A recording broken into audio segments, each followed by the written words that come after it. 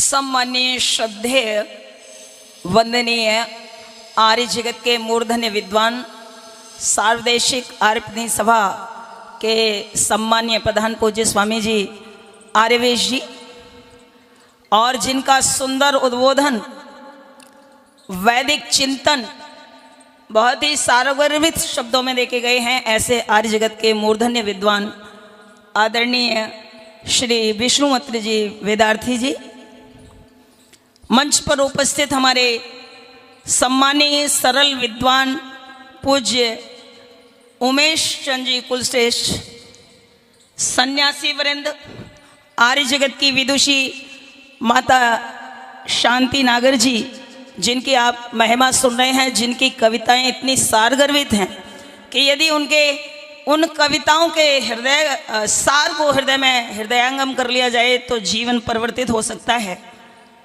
और मंच पर उपस्थित उनके साथ में उनकी पूज्य बहन जी, उपस्थित हमारे आज के मुख्य अतिथि महोदय और हमारे पुरोहितगण, सम्मानीय इस कार्यक्रम के आयोजक, संचालक, सभी धर्म प्रेमी बंधुओं, वंदनीय मातृशक्ति, सर्वप्रथम आप सभी के अंदर बैठे वो उस परम पिता परमात्मा को मेरा नमन।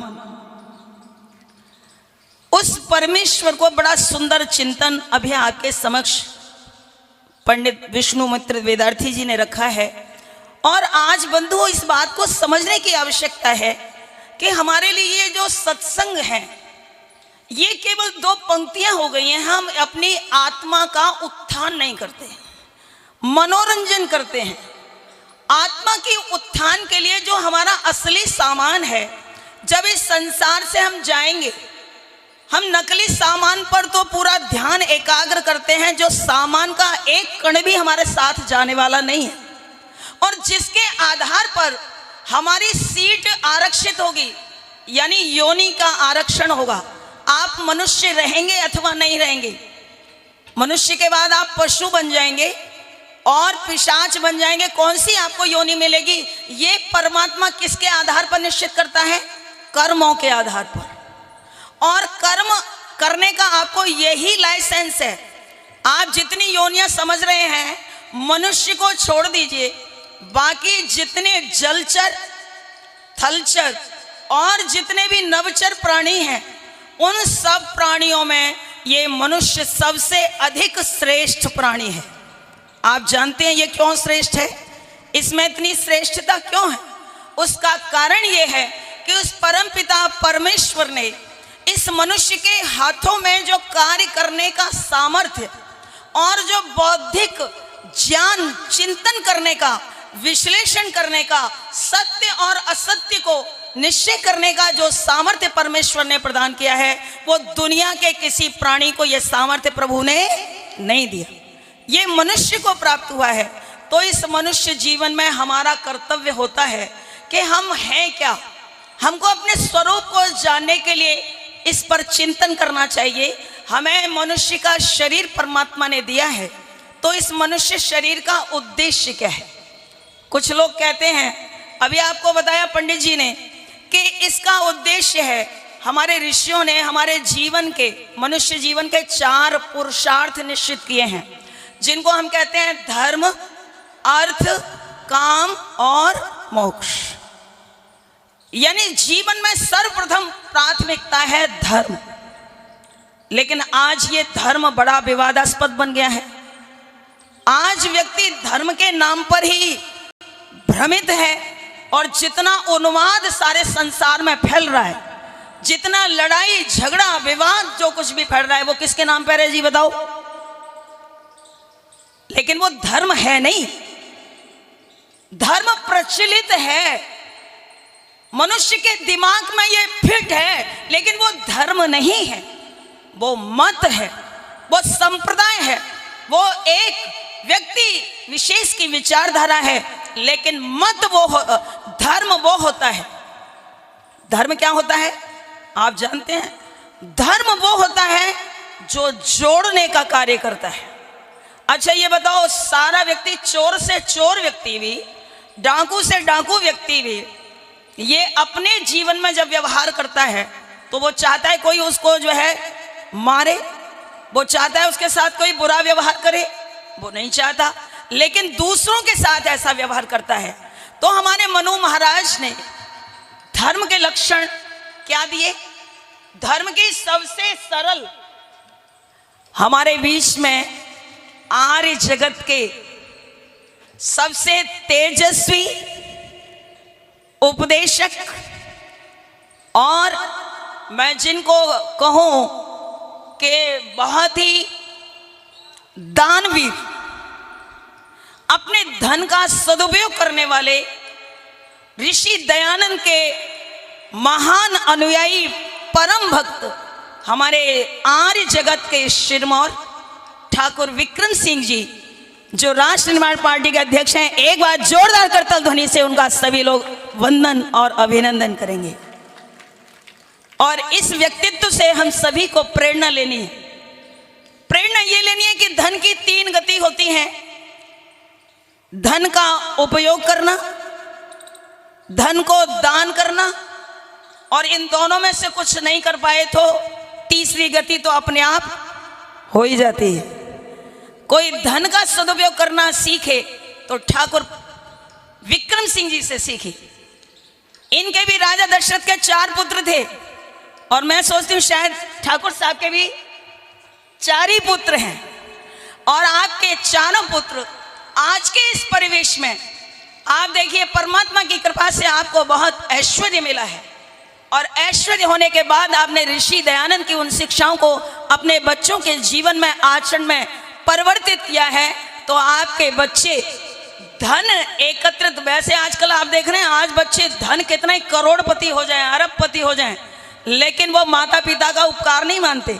लेकिन आपके बच्चे ये सारे लोगों को ये प्रेरणा दे रहे हैं। जब आपका जन्मदिन होता है तो मुझे ये ध्यान है, पहले जन्मदिन में मैं गई थी और कई बार इन्होंने सारे भारतवर्ष के विद्वानों का, सन्यासियों का, उपदेशकों का जो सम्मान किया है। बहुत सारे लोग तो पार्टी करके उस धन का दुरुपयोग कर देते हैं।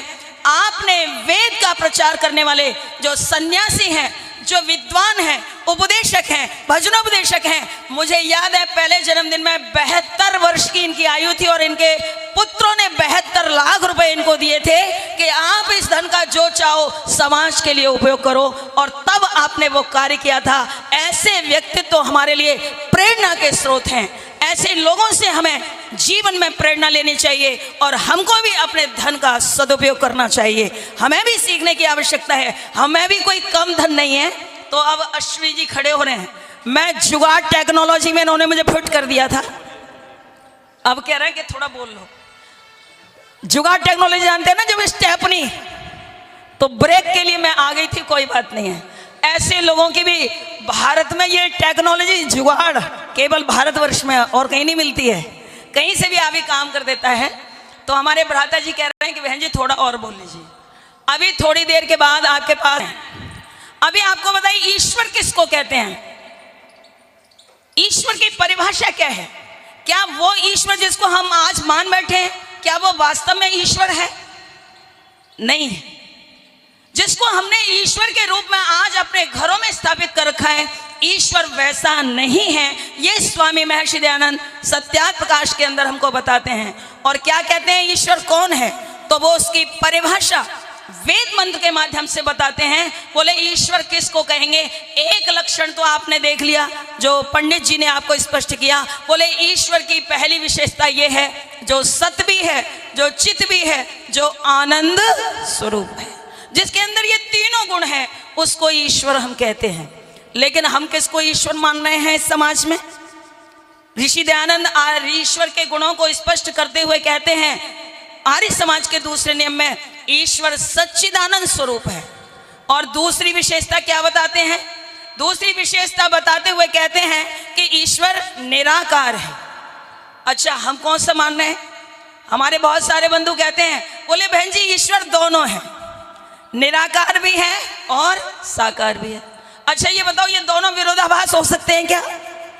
साकार भी हो और निराकार भी हो। अच्छा मान लो आपकी तरह से महर्षि दयानंद स्पष्ट करते हैं, बहुत सारे लोग कहते हैं कि ईश्वर अवतार लेता है। किसके लिए लेता है? बोले भक्तों की रक्षा के लिए। अरे ईश्वर का इतना अपार सामर्थ्य है, उसके आगे इस मनुष्य का सामर्थ्य कुछ टिकता नहीं। ऐसे अपार सामर्थ्य वाले ईश्वर को अधर्मी का नाश करने के लिए जन्म लेने की आवश्यकता होगी क्या? आप बताओ, जो ईश्वर मां के गर्भ में चींटी से लेके हाथी तक के शरीर का निर्माण करने का सामर्थ्य रखता है, ऐसा वो ईश्वर अधर्मियों का नाश करने के लिए एक शरीर धारण करके आएगा? ये व्यवहारिक नहीं है। अर्थात ईश्वर अवतार नहीं लेता, ईश्वर निराकार है। ईश्वर साकार नहीं हो सकता। जो साकार है वो हमारे महापुरुष तो हो सकते हैं, वो हमारे पथ प्रदर्शक तो हो सकते हैं, वो हमारे महान चरित्रवान युग वेत्ता महापुरुष तो हो सकते हैं। जैसे हम कहते हैं ब्रह्मा जी, जैसे कि हम कहते हैं शिव जी, जैसे कि हम कहते हैं मर्यादा पुरुषोत्तम राम, जैसे कि हम कहते हैं योगराज श्री कृष्ण। ये हमारे जीवन का मार्गदर्शन करने वाले महापुरुष तो हैं, क्योंकि इनका चरित्र बड़ा उत्कृष्ट है, इनका चरित्र इतना उत्कृष्ट है। लेकिन लज्जा की बात यह है कि हम जिनकी पूजा करते हैं, जिनको अपने घर में बड़ी श्रद्धा के साथ रखते हैं, आज हम उनके चरित्र को कलंकित करने में जरा भी लज्जा का अनुभव नहीं करते। योगराज श्री कृष्ण का कितना पवित्र चरित्र है। आप देखिए, जो लोग कहते हैं कि आर्य समाजी राम और कृष्ण को नहीं मानते, उन लोगों को पता नहीं है कि राम और कृष्ण के, आप देखिए आर्य समाज के मंच पर आपको दोनों के चित्र मिलेंगे। ये दोनों भारतवर्ष के नक्षत्र हैं। इन दोनों के जीवन को हटा दिया जाए तो मनुष्य के जीवन का निर्माण रहता नहीं है। मर्यादा पुरुषोत्तम राम एक परिवार की श्रृंखला का निर्माण करते हैं कि भारतवर्ष में एक परिवार की भूमिका कैसी होनी चाहिए, पिता पुत्र का संबंध कैसा होना चाहिए, सास बहू का संबंध कैसा होना चाहिए, भाई भाई का संबंध कैसा होना चाहिए, ये चरित्र हमको सिखाता है। तो रामायण के राम मर्यादा पुरुषोत्तम का ये चरित्र, ये उदात्त चरित्र सिखाता है। लेकिन विडंबना ये है कि हमने राम का चित्र तो घर में लगाया है, लेकिन राम के चरित्र को आज तक जीवन में उतारा नहीं है। राम के चरित्र को अब तक हमने पढ़ा नहीं है। उसी का परिणाम है कि आज जो नैतिक मूल्यों का हनन हो रहा है, जो आज हमारे सामने समस्याएं खड़ी हो रही हैं, परिवार टूट रहे हैं, समाज में माता पिता का तिरस्कार हो रहा है, अपमान हो रहा है, हमारी संस्कृति का जो हनन हो रहा है, उसके पीछे कारण यह है कि हमने इन धर्म ग्रंथों को सजा करके रेशमी के वस्त्रों में रामायण को रखना तो उचित समझा है, लेकिन अपने जीवन में नहीं उतारा। तो इसलिए बस मैं दो शब्द कहकर के अपनी वाणी को विराम देती हूँ। उन्होंने कहा श्री कृष्ण वो पवित्र आत्मा है जिन्होंने जन्म से लेके मृत्यु तक कोई पाप नहीं किया। ऐसे पवित्र श्री कृष्ण का चरित्र महाभारत के नायक के रूप में पढ़ाने की आवश्यकता है। तो मैं अपनी वाणी को यहीं पर विराम देती हूँ। अब आगामी कार्यक्रम हमारे अश्विनी जी आपको समझाएंगे।